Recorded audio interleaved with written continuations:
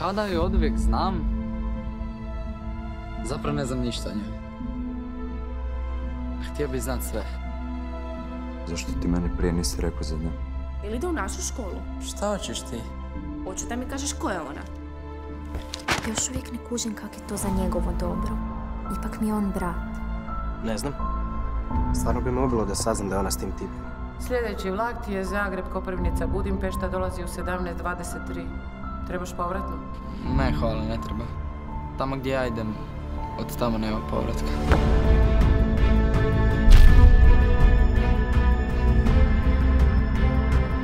Ona je bila moja.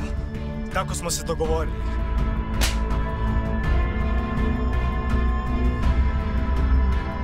Jesi vidjela? Koga? Jesi vidjela da je tu malo prije neko prošao?